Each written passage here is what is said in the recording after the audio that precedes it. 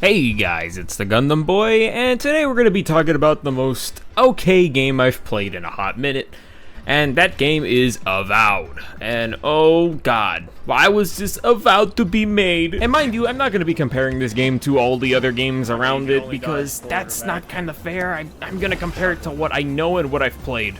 Welcome to London! Watch yourself. There's no healer about. Okay, yes, but this tripwire was so fucking far set up that I wasn't gonna step into it. Like this one? Watch out! Who's gonna step on these? So starting off, Avowed is a very basic RPG game. So you have your health at the left side, you have the mana underneath it, but I don't have any potions to fill up that purple gauge. And let's talk about the combat, because the combat is boring, especially when you're just starting out. The game feels very hack and slashy. Going up against your typical grunt enemy doesn't feel like too much of a problem, but that's not really where it falls. It starts to fall off when you go up against enemies that are at your level or bosses. But I really tricked myself into thinking that I was actually having fun, but the only reason why I was having fun at the time was because I was trying out all the weapons. Once you get used to all of the weapons and their combos, it gets kind of boring. Like, I mean, there's not too much to do with a bow and arrow anyways, you just dodge and shoot him in the face. Oh. Zip, zip, stop, zip. It was finally when I got to the first boss you get to go up against, the Stedman Raliki or whatever. They have a lot of weird names. I realized it's going to be one of those games. And this is just a reminder that this is the $70 game you paid for. What a beautiful telegraphed move. Can't you just tell he's going to lunge at you at Mach speed? For the people who need to play at a range, good fucking luck, because some of these attacks are so poorly telegraphed that you have no idea it's coming. And you think I realize, oh, he's going to do an attack, so I made some space between me and him so that I could have some distance and an advantage. But it doesn't fucking matter when he magnetizes towards you forward anyways. Like, what's the point in getting some distance between you and him if the guy can teleport forward like this in an instant? Like, fuck you magic users. And I'm not even mad that this guy can do that. At least give us some sort of telegraph, because he can go from one animation to snap in front of you. And here's just a reminder, look at that.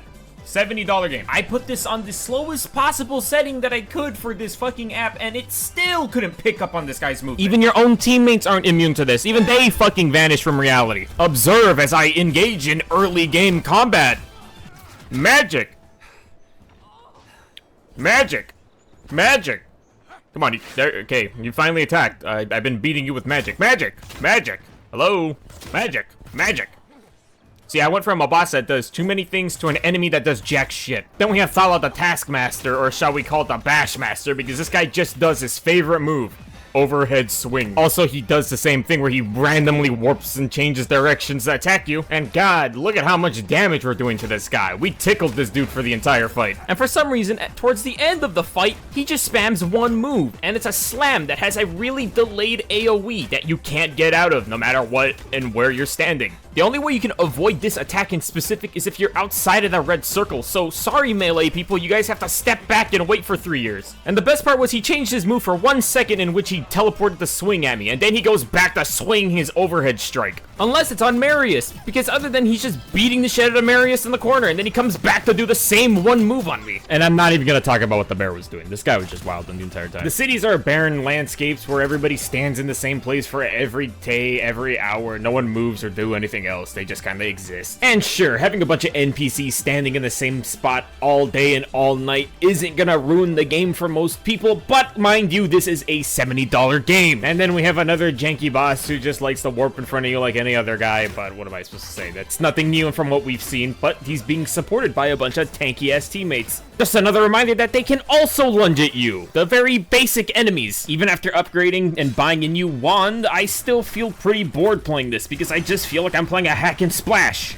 See what I did there? And I think the game, in terms of its combat, lacks a lot of tact. It just feels like button mash to win. There's no need to really try and do other things. I mean, once you unlock more spells or more magic or more items to use, you can combo off of each other, but you can only do those combos before you get so bored. And for a game that everybody calls woke, it sure is putting me to sleep. And it's really hard to want to continue playing the game, even though the story from what it told me in the beginning seemed alright. Like, it seemed like it could be a genuinely good story, but the gameplay is very important for me, and with the delivery of the game, it just came very off and boring. And sure, if I continued playing the game, I'm sure I'd get much more gear and much stronger and much more abilities, but that means putting in time, and time that I do not want to put in for a game like this. So for the people that do like the game, I'm terribly sorry, and for the people who are thinking about getting it, please do not. And if you are, use Game Pass because it's cheaper.